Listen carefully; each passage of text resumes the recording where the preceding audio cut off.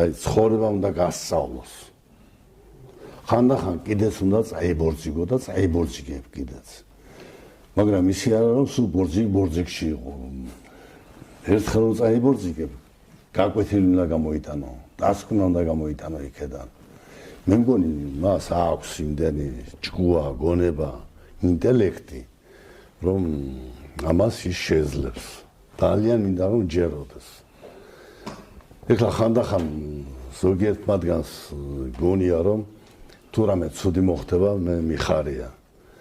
მე უნდა იყო ჩემი ხალხი მტერი და ჩემი შვილები მტერი, რომ ეს ასე იყოს. არ არის ასე.